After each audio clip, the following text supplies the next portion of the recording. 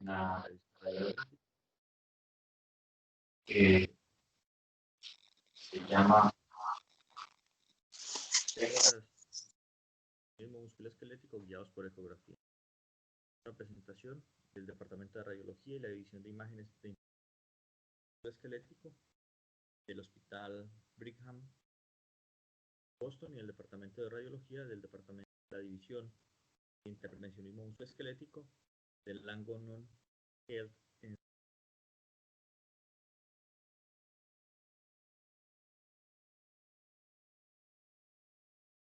tema que nosotros ya hemos venido viendo en algunos artículos y en algunas revisiones que hemos hecho. Y aquí lo que vamos a hacer es revisar algunos de los procedimientos que se pueden llevar a cabo a nivel de intervencionismo musculoesquelético guiado por ecografía. De esta presentación es analizar las pautas para los procedimientos musculoesqueléticos percutáneos que se pueden guiar por ecografía. Revisar la anatomía ecográfica de algunas de las articulaciones, la cual vamos a tener que visualizar en los procedimientos musculoesqueléticos. Ilustrar sobre el posicionamiento adecuado del paciente y la manipulación del equipo de ecografía y algunos ejemplos de intervencionismo percutáneo musculoesquelético. Entonces, procedimientos percutáneos musculoesqueléticos, como sabemos, son procedimientos mínimamente invasivos que tienen indicaciones tanto diagnósticas como terapéuticas. Puede servir para la aspiración de colecciones de líquido bursal, articular, para llevar a cabo biopsias e incluso para realizar inyecciones terapéuticas articulares de la vaina tendinosa o de las bursas. La idea es entender cómo debe ser el abordaje de estos procedimientos, cómo debe ser la elección del equipo, del transductor que voy a utilizar. Ellos aquí dentro de todo nos recomiendan planificar adecuadamente el procedimiento que vamos a hacer, entender lo que vamos a hacer y tener clara la anatomía ecográfica que nos vamos a encontrar para tener seguridad al momento de realizar el procedimiento. Preparación del sitio de punción, hacen énfasis en la esterilidad, en la limpieza que tenemos que tener, en el cuidado para no generar alteraciones o complicaciones. Recomiendan siempre usar guantes estériles y una funda estéril para el transductor cuando vamos a operar. Bueno, dentro de los objetivos de la visualización tenemos que tener presente que la aguja es un reflector, que vamos a ver una estructura hiperecogénica lineal, que es lo que nosotros tenemos que tener presente y visualizarla en todo momento durante el procedimiento. El transductor debe tener una manipulación suave que nos permita visualizar la aguja y particularmente la punta de la aguja en todo momento y en tiempo real cuando realizamos un procedimiento guiado por ecografía. Bueno, algunas de las contraindicaciones absolutas son la infección o la fractura intraarticular. En estos casos, particularmente para la inyección de corticosteroides, es una contraindicación. Tenemos que tener en cuenta que estos procedimientos, así sean mínimamente invasivos, pueden tener algún tipo de complicación. Una de las complicaciones puede ser la siembra iatrogénica y puede causar solo infección, incluso llegar a producir una artritis séptica, que es una de las cosas a las que hay que prestarle mucha atención y evitar. Puede ocurrir un proceso inflamatorio agudo posterior a la inyección de los corticosteroides. Esto es algo que está descrito y puede ocurrir. Y en aplicaciones de dosis altas o frecuentes puede ocurrir la atrofia tisular local, y cuando hay inyección de corticosteroides directamente o muy sobre el tendón o el cartílago, podemos tener rupturas. Los efectos sistémicos de los corticosteroides, como enrojecimiento e hiperglicemia, son poco habituales por las cantidades que usamos, pero están descritos y pueden llegar a ocurrir y tenemos que tenerlos presente. Dentro de una de las recomendaciones que tenemos que tener en cuenta en las inyecciones intraarticulares de corticosteroides es que deben realizarse como máximo 4 veces al año y deben haber transcurrido al menos 6 semanas entre una inyección y la otra. Dentro de los corticosteroides tenemos la metilprednisolona, la triamcinolona. Estos medicamentos son más o menos equivalentes. Sin embargo, la triamcinolona tiene un mayor riesgo de decoloración de la piel o posible necrosis tisular cuando la inyección es muy superficial. También está la betametasona, que la podemos utilizar.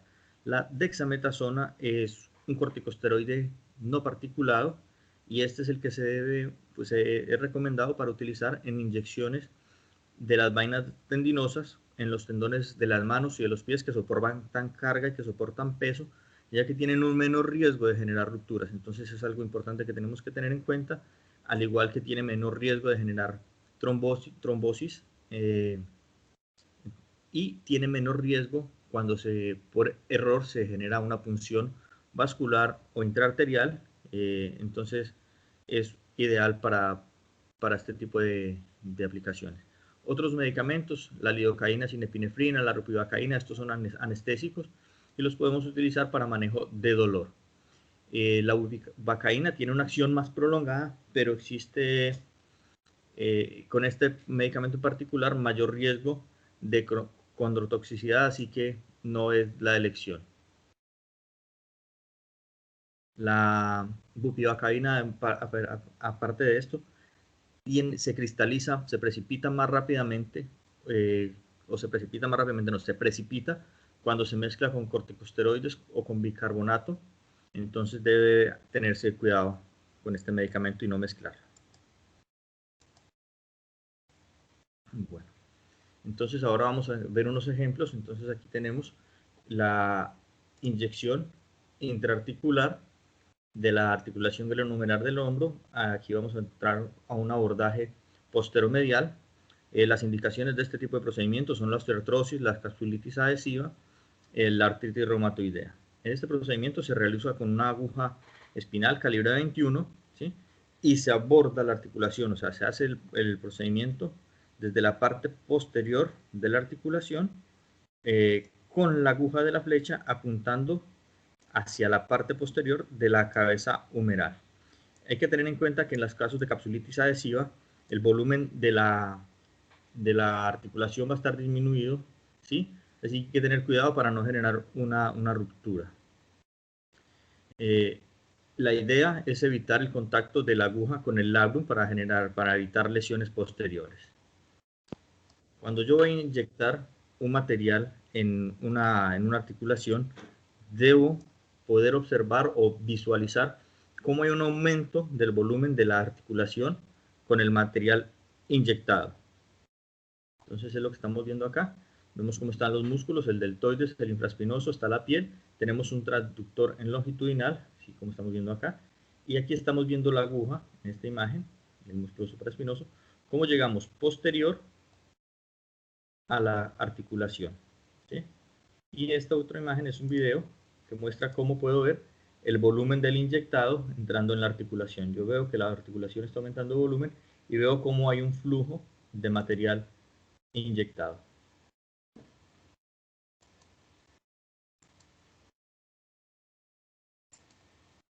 Bueno, este es el abordaje posterolateral. En este caso, el paciente se coloca en posición prono, ¿sí?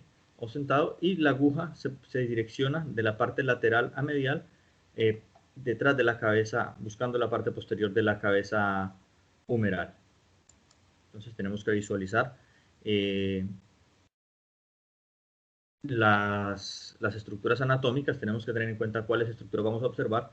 Aquí estamos observando el deltoides, el infraespinoso, estamos viendo el labrum glenoideo y la cabeza humeral. Y vemos cómo, similar a lo anterior, solo que en una proyección diferente, con el direccionamiento de la aguja, entramos a la articulación para realizar la inyección o la aspiración en el caso de que sea un drenaje de la articulación.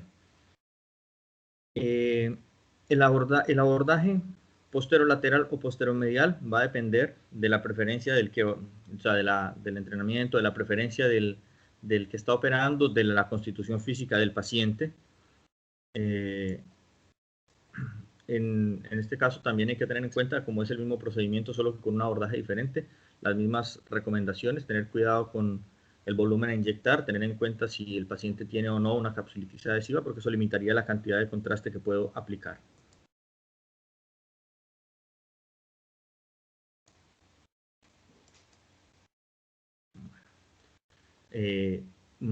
inyección o aspiración de la articulación acromioclavicular. En este caso, la indicación de la punción de la articulación acromioclavicular sería la osteoartrosis para inyectar corticoides y anestésicos, la osteólisis clavicular distal.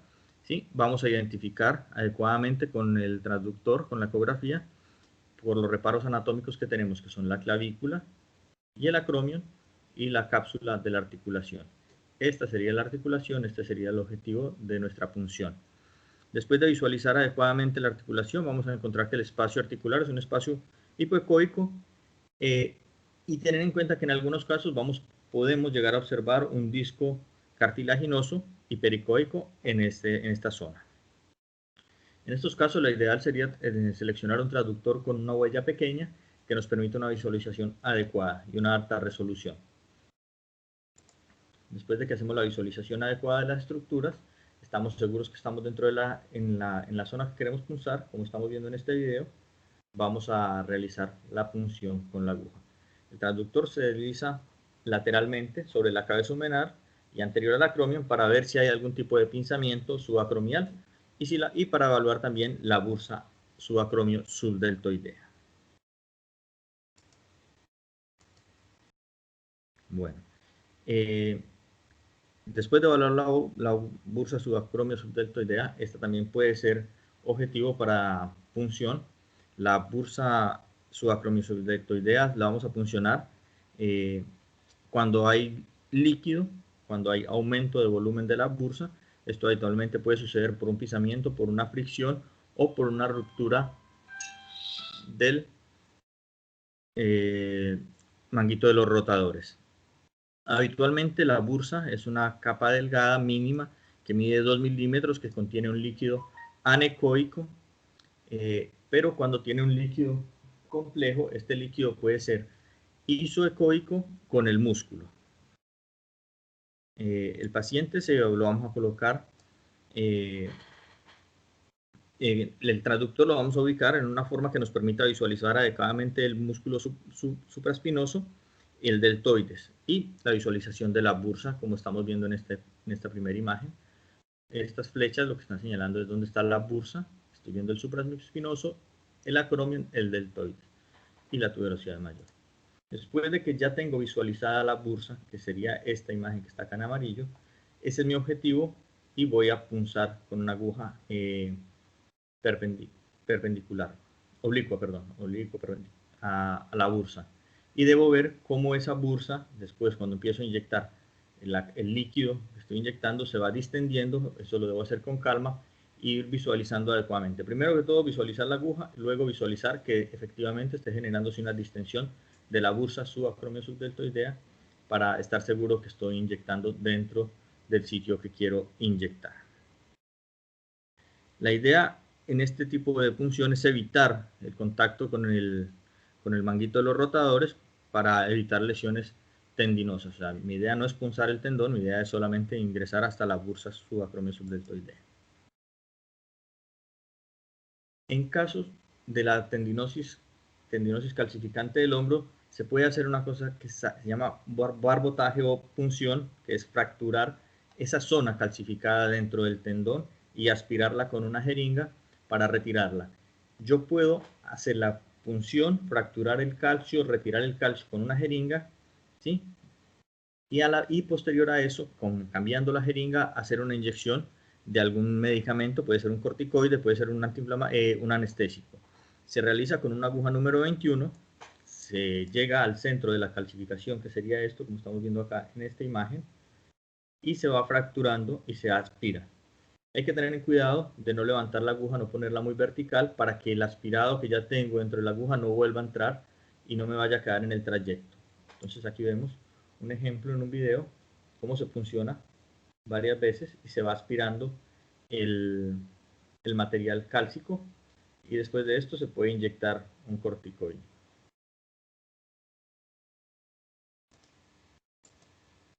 Este es el material obtenido, es un material blanquecino, ¿sí?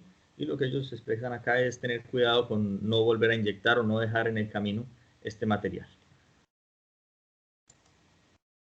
Bueno.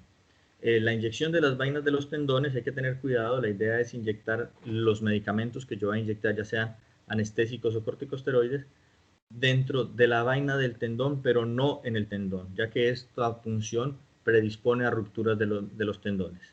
Entonces, para inyectar la vaina del tendón de la porción larga del bíceps, tengo que poner el transductor en el eje corto, o sea, en el eje transversal,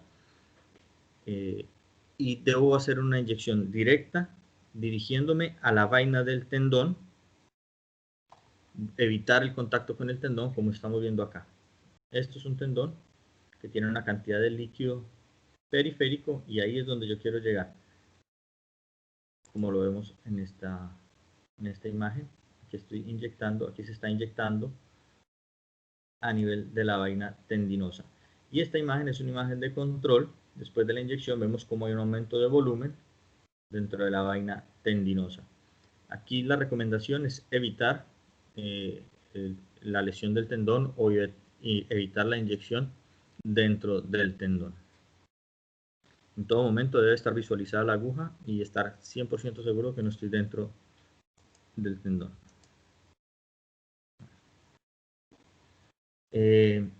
La cabeza larga del bíceps, hay otra forma de abordarla y es inyectar a través del intervalo de los rotadores, ¿sí?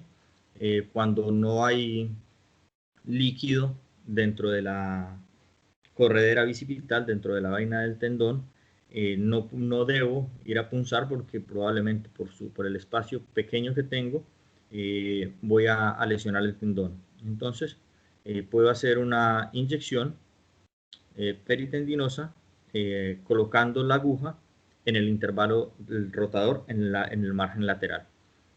La idea es apuntar al surco, evitar apuntar al surco bicipital, porque como no hay líquido puedo lesionar el tendón, entonces tengo que evitar eso. Entonces lo que estamos viendo acá es una imagen transversal de ecografía donde estoy viendo la corredera bicipital, pero no veo líquido. Entonces a través de un abordaje en un plano oblicuo voy a poner el medicamento a través del intervalo de los rotadores. Bueno, el codo también puedo hacer una inyección a través de las superficies articulares en la articulación. Entonces el procedimiento se realiza, el abordaje posterolateral se realiza con un codo en flexión de 90 grados. Me voy a dirigir hacia la fosa del olecranon. Esta fosa habitualmente tiene está llena de una grasa que la voy a observar hiperecogénica. Lo que yo tengo que hacer es identificar adecuadamente el cartílago, que también lo voy a ver hiperecogénico, ver esa zona hipoecogénica que me muestra que es la cavidad articular, el espacio donde yo quiero entrar, que es la fosa del olecranon, como estamos viendo en estas imágenes, ¿sí?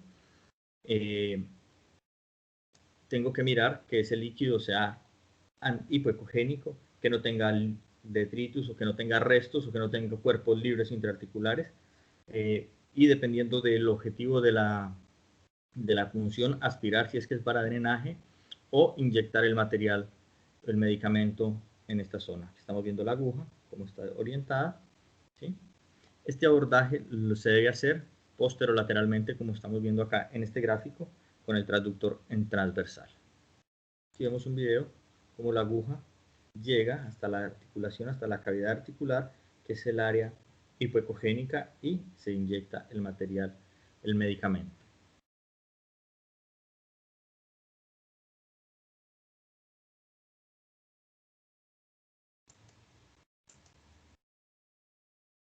Entonces aquí estamos viendo cómo lo veríamos en un eje largo. Vemos cómo está el tendón del tríceps, el músculo tríceps, la almohadilla grasa posterior, que es esta zona que estamos aquí en la lámina, lo vemos acá ya en la ecografía, y vemos cómo está la fosa del olecranon.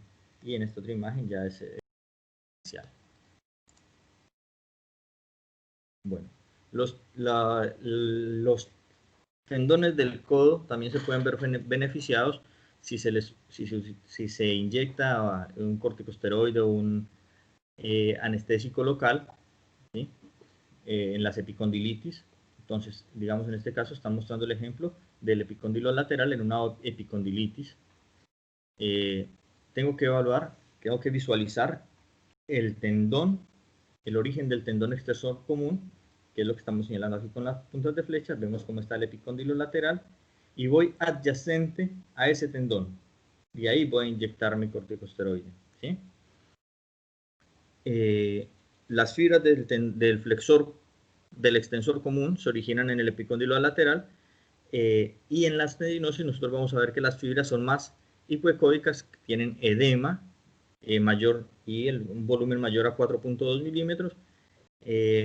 Podemos llegar a encontrar calcificaciones y otro tipo de alteraciones allí. Podemos encontrar irregularidades de las corticales del epicóndilo y tenemos que tener cuidado. Se realiza con una extensión completa del codo, ¿sí? Así puedo visualizar mejor el tendón y tengo que visualizar el aspecto anterior de este tendón. Se introduce la aguja por un abordaje inferolateral y se va paralelo a las fibras del tendón, ¿sí? Entonces aquí vemos cómo la aguja va en una dirección más o menos paralela a las fibras del tendón. No inyecto el tendón como tal, llego a la periferia del tendón y ahí aplico la medicación, que es lo que estamos viendo en este video.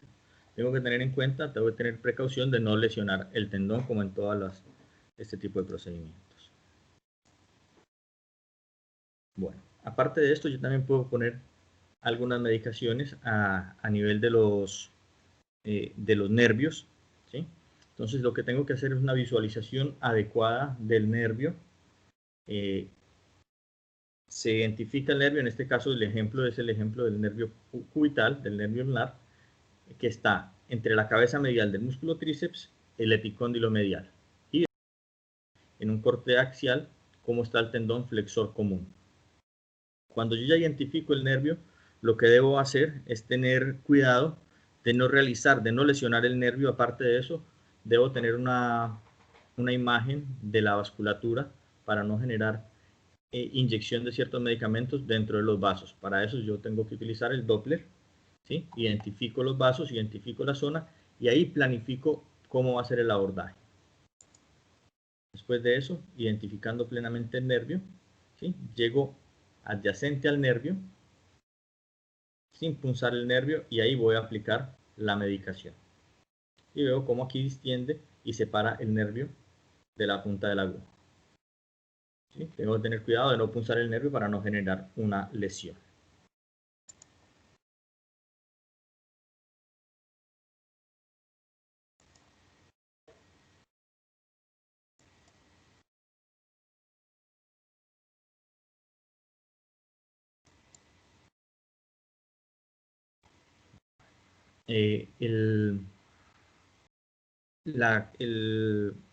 Otra de los procedimientos que yo puedo hacer es realizar una inyección sobre la rama profunda motora del nervio radial, que es el nervio interoso posterior.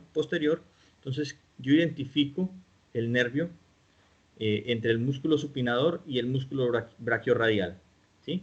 Aquí está mostrando la rama sensitiva y profundo está mostrando la rama motora cerca del cuello radial.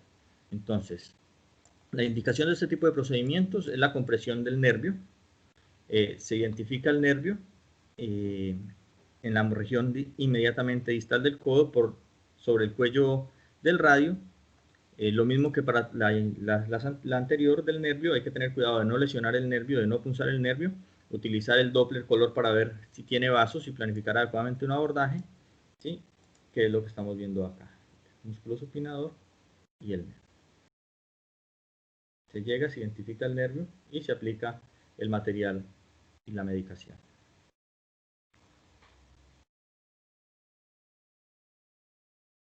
Y aquí estamos viendo cómo hay una imagen post inyección que nos demuestra cómo quedó el medicamento inyectado periférico al nervio.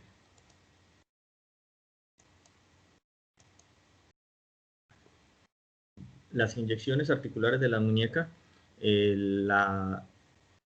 aquí está mostrando cómo se puede hacer una inyección con una aproximación dorsal entre el radio y el escafoides, la articulación escaforradial. Y las indicaciones de este tipo de procedimientos son la aspiración en los casos de artritis séptica, la artritis o la hemartrosis, para algunos estudios como las artrografías y las biopsias sinoviales. Hablan aquí un traductor especial, un traductor con una huella un poco más pequeña. Vamos a generar una flexión pequeña de la mano para generar un aumento de la superficie por donde puedo ingresar la aguja. Y lo otro es que vamos a observar, si el paciente tiene derrame, vamos a observar un derrame que es líquido, así que vamos a encontrar una imagen hipoecogénica. Este procedimiento lo podemos hacer con una aguja número 22 o una aguja número 25. Si hay una resistencia para la inyección, a pesar de que yo estoy observando que estoy dentro de la articulación, si hay una resistencia, si no puedo pasar el material, el medicamento que estoy inyectando, yo debo retirar la aguja y reposicionar, porque corre el riesgo de generar alguna lesión, una ruptura de la cápsula articular. Entonces en este video estamos viendo cómo está el radio distal y el carpo. Está el extensor de los dedos y vemos cómo hay una inyección de material o de medicamento a nivel de la articulación escafo-radial. Bueno, en la muñeca, aparte de las articulaciones y los tendones, también podemos, en otros sitios también, vamos a poder aspirar o drenar gangliones. ¿Sí? Los gangliones extraarticulares se pueden drenar a través de una aguja. Hay que tener en cuenta que el material que contienen estos gangliones es un material más denso, viscoso, así que debo tener precaución de utilizar una aguja más gruesa, puede ser una aguja número 18 o una número 16, para poder realizar la aspiración. Si yo uso una aguja muy pequeña, probablemente puedo estar dentro del ganglión y no obtener un aspirado porque la muñeca no da. La muñeca, en este caso, que es un ganglión dorsal, vamos a poner la muñeca en una posición de pronación y vamos a generar una flexión que nos permita hacer no solo más visible el ganglión, sino que desde el punto de vista ecográfico sea más fácil de manipular o de presionar. Luego voy a abordar el ganglión dependiendo de su ubicación con la aguja. Vemos acá, estoy visualizando la aguja, se llega al ganglión y se realiza la aspiración. En algunos casos puede llegar a aplicarse algún tipo de medicamento dentro de ese ganglión, depende de la recomendación. Entonces aquí estamos viendo cómo es un material viscoso, bastante viscoso, que por eso debo tener en cuenta el tipo de aguja y el calibre de aguja que voy a utilizar. Estos son inyecciones peritendinosas en el primer compartimento dorsal, en el extensor corto del pulgar y el abductor largo del pulgar. Esto tiene una tenosinovitis, tenemos líquido hipoecóico en la vaina tendinosa, ¿sí? Entonces lo que vamos a hacer es colocar corticosteroide. Tenemos el retináculo extensor, está engrosado, tenemos líquido y esta es la aguja que nos está mostrando cómo llegamos hasta el tendón y ahí vamos a inyectar. ¿Sí? Este es el extensor. Esto es el tratamiento de las tenosinovitis, en este caso particular están hablando de una tenosinovitis de Decker-Vein. Hay que tener visualización adecuada de los tendones para poder hacer esto. ¿Sí? Debo entrar entre los dos tendones para inyectar alrededor del tendón y no punzar el tendón. ¿Sí? Como para las otras funciones peritendinosas, no punzar el tendón, no aplicar corticosteroide dentro del tendón por el riesgo de ruptura. Bueno, dentro de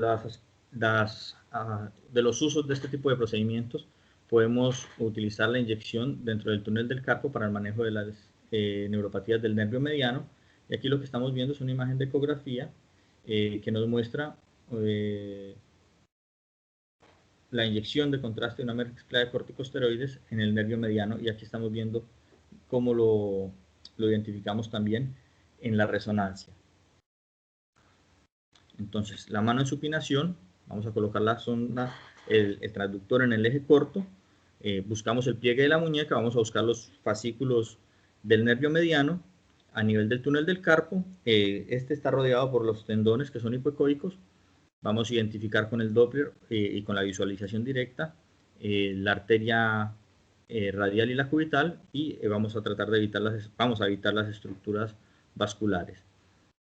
El abordaje, en este caso, la aguja debe ser de medial a lateral, ¿sí? Y En este caso, como hay estructuras muy sensibles, muy delicadas con riesgo de lesión, en este caso sí o sí tengo que visualizar toda la trayectoria de la aguja, que es una recomendación que hacen para todos los procedimientos, pero hay casos en los que hacen mucho más énfasis, como en las funciones perineurales. Entonces aquí vemos el nervio mediano y cómo la aguja llega a nivel del nervio sin atravesar el nervio, y se hace una inyección perineural. Bueno, la aspiración y la inyección de las articulaciones de la cadera pueden hacerse mediante abordajes anteriores y posteriores. En este caso, lo que nos está mostrando es un abordaje anterior. Lo que hacemos es colocar al paciente en decúbito supino con la cadera. Hay que tener un poco de rotación interna para generar un aumento del espacio y una posición adecuada de la cabeza femoral. Vamos a colocar el transductor proyectado sobre el cuello y la unión de la cabeza femoral en un plano sagital oblicuo, y en este caso vamos a observar cómo el líquido articular es hipoecogénico y tiene desplaza la cápsula articular. Puede encontrarse una cápsula articular engrosada, podemos encontrar un líquido hiperecogénico, y esto nos tiene que hablar que hay un proceso inflamatorio. ¿Sí? Aquí vemos cómo hay un abordaje anterior de la articulación de la cadera, estamos viendo la cápsula articular, ¿sí? El cuello femoral, la cabeza, y vemos cómo aquí se genera la inyección del medicamento, y vemos cómo el medicamento en la ecografía efectivamente está dentro de la articulación. Esto es importante tenerlo en cuenta en las inyecciones intraarticulares, que yo pueda ver cómo distiendo la cápsula, cómo estoy realmente inyectando el medicamento dentro de la articulación. En la articulación de la cadera hay que tener especial cuidado cuando las cápsulas articulares están engrosadas, porque puede dar la sensación de que estoy punzando ya sobre la cortical, y resulta que es una cápsula engrosada. Entonces la visualización es muy importante. Bueno, esta es una inyección, pero esta es una inyección lateral posterior, ¿sí? Las indicaciones de esta es una inflamación aguda crónica, o la osteoartritis o artritis reumatoide, y otras lesiones traumáticas cuando se genera inflamación o bursitis de la cadera. El procedimiento: el paciente en decúbito lateral con un transductor. En este caso se debe colocar en transversal, ¿sí? Sobre el trocánter mayor.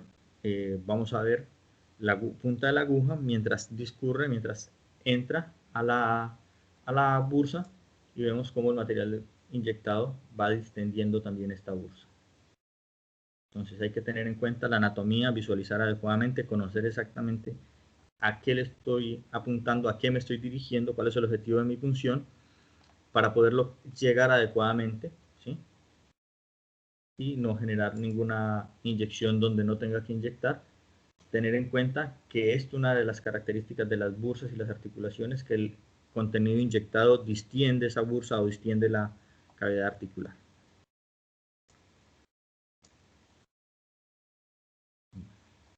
Esta es una inyección de corticosteroide en la bursa del iliopsoas. Entonces tenemos que tener en cuenta la anatomía. Lo que vamos a ver: la bursa del iliopsoas está por debajo del tendón del iliopsoas, que va del acetábulo al trocánter menor, ¿sí? Tengo que tener en cuenta esa parte anatómica. Este procedimiento lo voy a hacer con un abordaje anterior, de lateral a medial, con un paciente en decúbito supino. El transductor lineal lo voy a colocar en transversal sobre la eminencia iliopectina del acetábulo. Vamos a visualizar el tendón del iliopsoas, y ahí voy a dirigir con esa orientación, con esas dos referencias anatómicas, yo voy a dirigir desde el abordaje lateral mi aguja para inyectar en esta bursa. En esta punción hay que tener cuidado con el nervio femoral, para no ir a generar una lesión neurológica. Cuando aplico anestésico, yo puedo encontrar que el paciente, posterior a la aplicación, tenga una disminución de la sensibilidad en la parte anterior del muslo, o una dificultad para flexionar la cadera, ¿sí? Entonces hay que tener en cuenta que cuando esto ocurre, probablemente fue porque una parte del inyectado estuvo en contacto con el nervio. Aquí estamos viendo la aguja y el tendón del iliopsoas, y con la flecha estamos viendo la bursa distendida. Entonces en este video estamos viendo cómo es el trayecto de la aguja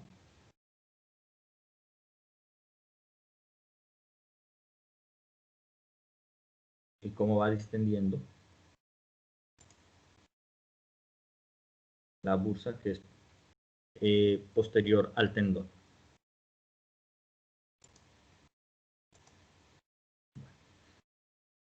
Bueno, aparte de las bursas y las articulaciones, podemos tener inyecciones dentro de los músculos y los tendones, particularmente en la cadera, en este caso el cuadrado femoral, como estamos viendo acá en este esquema, vemos la anatomía topográfica del tendón, ¿sí? Y aquí vemos una imagen de resonancia en axial donde vemos el cuadrado femoral, el trocánter menor y el glúteo mayor. La aguja va a través del glúteo, ¿sí? Y va a llegar al cuadrado femoral, pasando adyacente al trocánter menor. Acá lo que está señalando la flecha azul es el nervio ciático y esta es una de las cosas que tenemos que tener en cuenta. Entonces con un paciente en decúbito prono, ¿sí? Con un traductor, en este caso sería un traductor convex, podríamos tener un traductor convex por la profundidad, ¿sí? Vamos a visualizar el músculo cuadrado femoral a nivel del trocánter menor.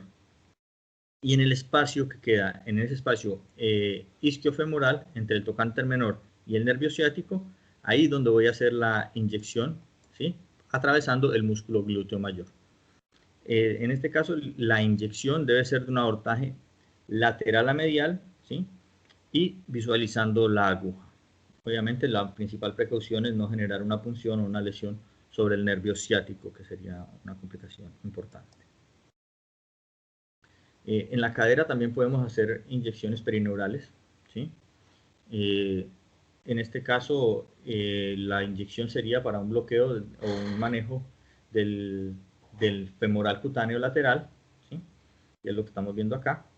Entonces, la idea es con un paciente en decúbito supino, colocar el traductor paralelo al ligamento inguinal, ir haciendo un barrido en dirección medial y caudal para buscar efectivamente el nervio femoral cutáneo lateral. Cuando lo tenga visualizado, cuando lo tenga identificado entre el sartorio y el tensor de la fascia lata, ahí voy a dirigir mi punción, ¿sí? Ese sería el objetivo. En ese punto voy a hacer una inyección perineural. Como hemos dicho, el nervio no se punza. Pongo el medicamento y la indicación de este procedimiento sería la meralgia parestésica.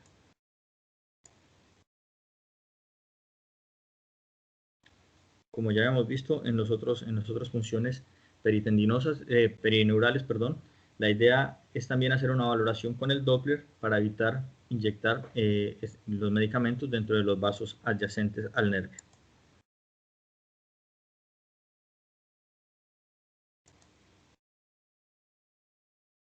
Entonces acá en esta imagen un poco más ampliada vemos la trayectoria de la aguja, que en la otra imagen no se veía bien, ¿sí? Vemos el nervio y aquí en la periferia del nervio vamos a hacer la inyección.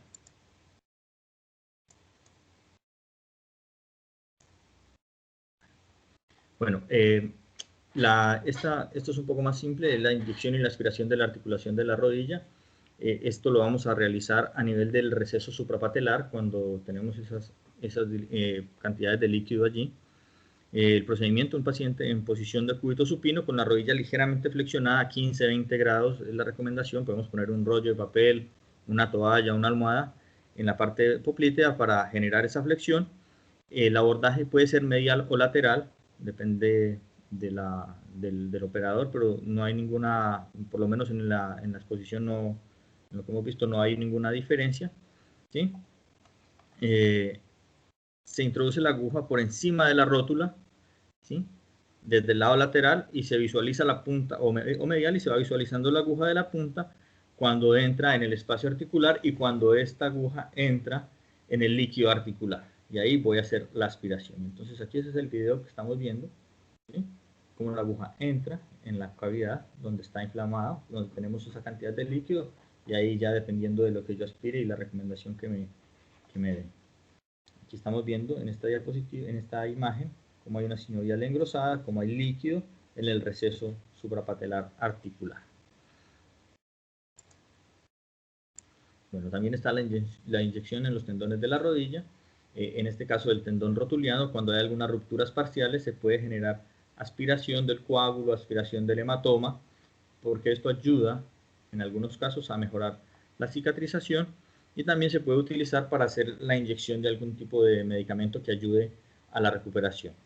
Este se hace con un abordaje medial al lateral, y entonces lo que yo puedo encontrar es un tendón inflamado con áreas hipoecoicas, ¿sí? Un tendón que no es uniforme, y en esa zona, detrás de esa zona es que yo tengo que ir a realizar mi inyección. Entonces en la imagen lo que estamos viendo es un desgarro del tendón rotuliano, ¿sí? Y vemos cómo se genera una inyección, se hace una inyección de material para ayudar a la cicatrización, y luego se hace una inyección de suero fisiológico para generar un aumento de la presión sobre esa zona que está rota, y eso aumenta la velocidad de cicatrización.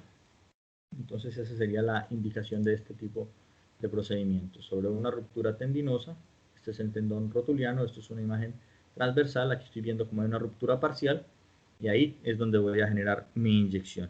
La mezcla del inyectado del corticosteroide y del anestésico habitualmente son 10 mililitros, y posterior a eso se pueden inyectar hasta 30 centímetros de suero fisiológico, como les explicaba, para generar una presión entre la zona de la ruptura, la grasa de Hoffa, y esa inyección, lo que permite como un bloqueo de esa área y aumenta la velocidad de cicatrización. Aparte de esto, también podemos hacer drenajes de quistes de Becker, ¿sí? Estamos viendo aquí dos quistes en el plano transversal, en eje corto, ¿sí? Y estamos viendo la aguja, el músculo gastrocnemio y el semimembranoso, ¿sí? Semimembranoso, gastrocnemio, el quiste. Vemos que es un quiste bien hipoecogénico, bien delimitado. La indicación es un quiste sintomático. El procedimiento: se coloca un paciente boca abajo, se coloca el transductor en el plano transversal axial y se introduce la aguja desde un abordaje posteromedial, y voy avanzando y voy visualizando cuando la aguja está dentro del quiste para hacer la aspiración. Se puede realizar un poco de una inyección de lidocaína diluida para facilitar. Primero se diluye para que no tenga dolor, y lo otro es que ayuda a diluir un poco el líquido que está dentro del quiste para que sea más fácil de aspirar. Hay que tener precaución, tener cuidado con el semimembranoso, semitendinoso, el grácilis y la cabeza del gastrocnemio para no generar una lesión tendinosa. Estamos viendo cómo inicialmente estaba lleno de líquido, y ahora vemos cómo colapsa esa cavidad, ¿sí? Y queda resuelto el quiste.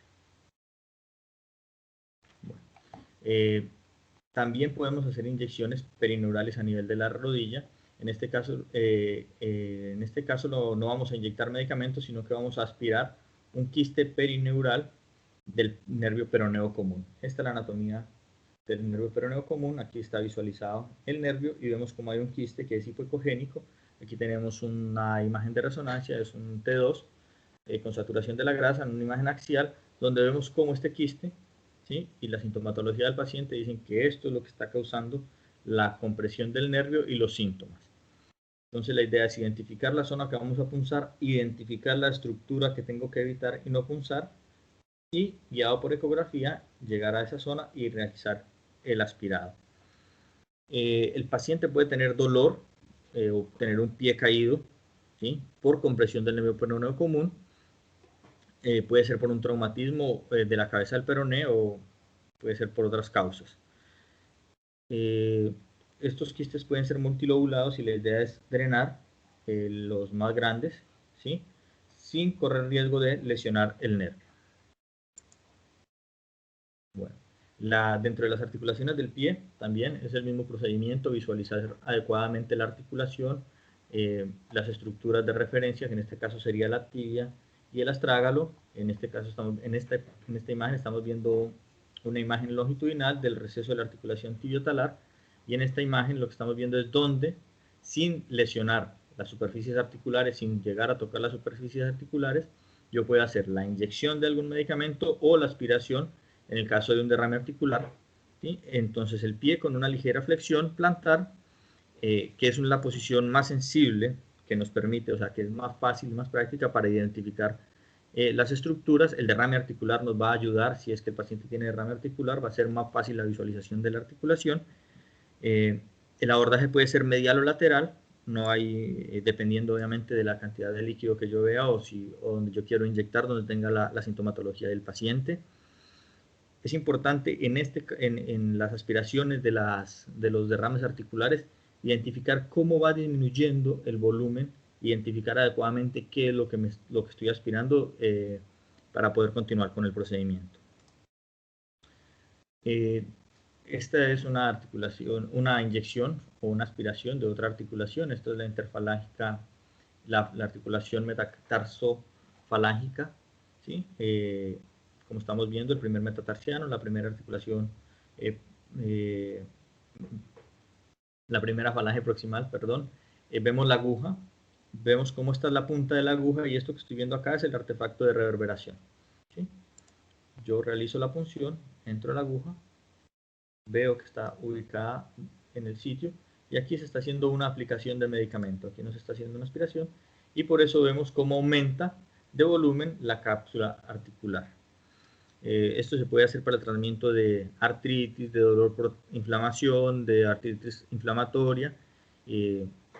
La idea es tener el pie en una posición de reposo con la rodilla flexionada y se hace mediante un abordaje evidentemente aquí, anterior.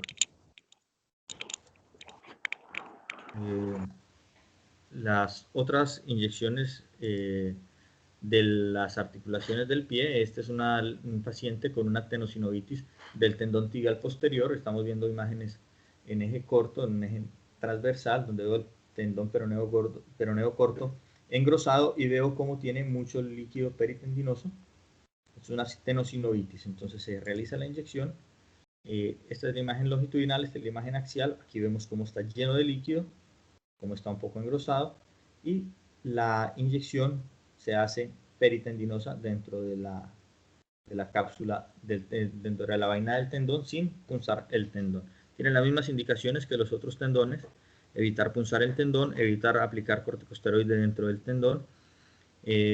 Tengo que visualizar adecuadamente dónde es el sitio que más engrosado está el tendón y la idea es inyectar donde tenga mayor cantidad de líquido tenosinovial. El abordaje de esta punción es un abordaje posterior y debe ser medial a lateral. Como ya hemos hablado, aquellos tendones que soportan peso debemos tener mayor precaución en aquellos de las muñecas, los tendones de las manos y de los pies, ya que estos tienen mayor riesgo de romperse si yo les genero una inyección intratendinosa de corticosteroide. Bueno, este es un paciente con una tenosinovitis del tendón flexor largo del dedo mayor, ¿sí? Y la idea es también realizar una punción vamos acá, la trayectoria de la aguja en este caso, la trayectoria de la aguja va a ser de medial, del malévolo medial, y va a cruzar de lateral a medial, perdón, va a ir de lateral a medial como está señalando la flecha punteada, ¿sí? Voy a pasar por delante del tendón de Aquiles para evitar los vasos y los nervios a nivel del tobillo. Entonces la idea es entrar de un abordaje que me permita evadir y no estar en contacto o no apuntar directamente hacia esas estructuras que no son objetivo y que son estructuras sensibles y frágiles que puedo lesionar. Entonces aquí vemos cómo está el tendón flexor del dedo mayor, tiene una tenosinovitis, ¿sí? Vemos cómo la aguja pasa anterior al tendón de Aquiles y llega al sitio donde queremos aplicar la medicación o realizar el aspirado. Este es el tendón, este es el maleado. Bueno, En el tobillo también vamos a poder hacer lo mismo que en otras articulaciones o en las otras extremidades y realizar inyección peritendinosa. En este caso, el nervio sural, tenemos acá como una imagen de resonancia, ¿sí? Donde nos está mostrando dónde está el nervio, y cuando se solicita o se decide hacer alguna punción, el abordaje de este paciente se hace desde el borde posterior del maleo lateral y el tendón de Aquiles. En esa zona, en ese espacio, ahí voy a entrar. Tengo que tener cuidado porque la vena safena corre adyacente al nervio. Entonces yo aspiro, veo que no estoy dentro del vaso, ¿sí?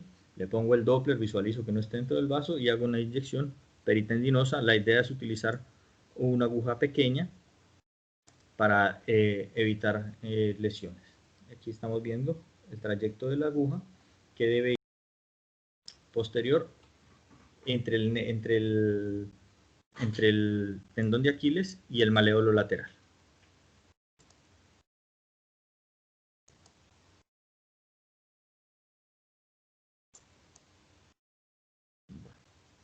El nervio peroneo superficial es un nervio un poco más grande, mucho más proximal. Entonces lo visualizo. Aquí lo estamos viendo en una imagen de resonancia, ¿sí? Esto es un T1. Vemos cómo está el nervio hipointenso. Vemos su ubicación. Después voy y lo busco con ecografía.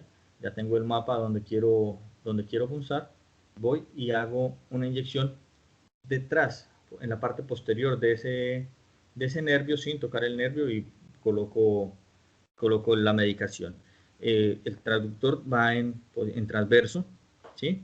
En el eje corto voy a ir en la parte más distal, proximal del maleolo lateral, y pongo una aguja en el plano, desde el plano lateral a medial. Las mismas precauciones que para todas las otras inyecciones perineurales.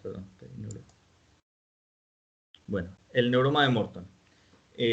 La inyección del neuroma de Morton es una lesión, un aumento del nervio no neoplásico, del digital plantar.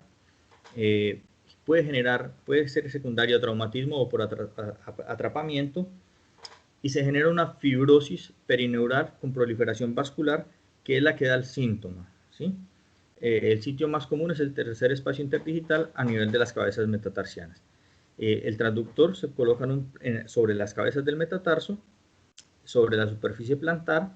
Se hace un poco de presión en los dedos para que la imagen que quiero ver protruya y sea más visible, y ahí es donde voy a realizar la aplicación de la medicación.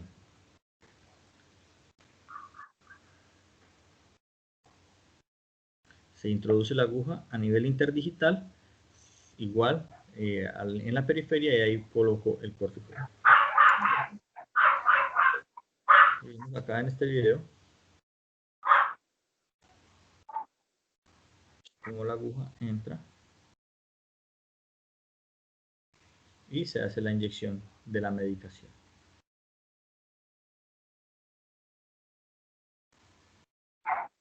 Y vemos como hay un cambio en la cogenicidad, un aumento de la cogenicidad en esa zona. ¿Sí? Vemos como hay un aumento del volumen por el material inyectado. Bueno, otras técnicas que podemos encontrar son la aplicación de plasma rico en plaquetas. El plasma rico en plaquetas es una concentración, es un material concentrado de las propias plaquetas del paciente, y lo que ayuda es acelerar la cicatrización en los tendones, la curación de los tendones, los ligamentos, los músculos y las articulaciones. La aplicación más común del plasma rico en plaquetas desde el punto de vista musculoesquelético es el tratamiento de las tendinosis o las tendinopatías. Hay un aumento, una inducción de los factores de crecimiento derivados de las plaquetas y el factor de crecimiento de fibroblastos, que normalmente los tenemos en la sangre. Entonces aquí lo que estamos viendo es una imagen de ecografía para una inyección de plasma rico en plaquetas en un paciente que es deportista. Tenemos una imagen ecográfica de eje largo, y aquí vemos como la aguja, esta es la aguja que estamos visualizando, y viene y se genera la inyección de contraste dentro del tendón rotuliano. Bueno,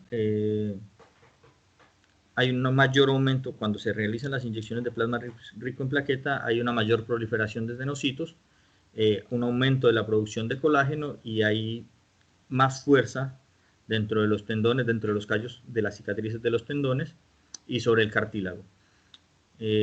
Algunos estudios que ellos alcanzan a mostrar ahí en las diapositivas dicen que el plasma rico en plaquetas es superior a los corticosteroides a largo plazo en la regeneración y en el proceso inflamatorio.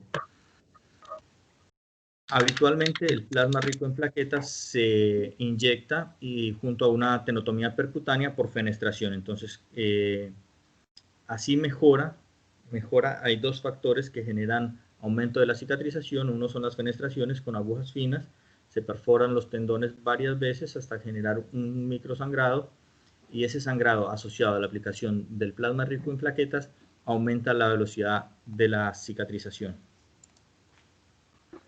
Bueno, esta es la fenestración, esto era lo que, lo que les acabo de decir. Se perfora el tendón donde está la tendinosis, ¿sí? Se generan repetidas punciones, 20 a 30 punciones con unas agujas finas en las áreas donde está la tendinosis.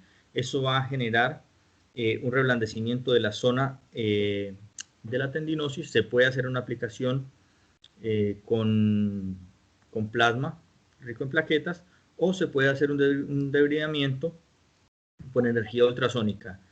Entonces se genera como una perforación, ese líquido se emulsifica y eso también puede ser, se genera una cavidad focal dentro del tendón con una ruptura mecánica del tejido blando, liberan que se puede ser aspirado, ese se aspira y ahí se puede aplicar plasma o no hay necesidad de aplicar plasma en todos los pacientes, eso va a depender de la indicación que tengamos, pero ya ese estímulo, esa fenestración, esa ruptura y esa aspiración del material inflamatorio va a generar un aumento de la velocidad de cicatrización. Bueno, dentro de esas técnicas avanzadas está esta, y ya eso es como lo que ellos mostraron de lo que iban a hacer. En otras 2 o 3 diapositivas ellos hablan de la fusión de imágenes, ellos hablan de la fusión de imágenes entre ecografía y resonancia, para que lo mismo que hacíamos antes, que veíamos con las tomografías, una fusión tomografía-resonancia para generar un mapa de ruta para la elección de la ruta del procedimiento que voy a hacer. Bueno, y estas son las lecturas recomendadas. Y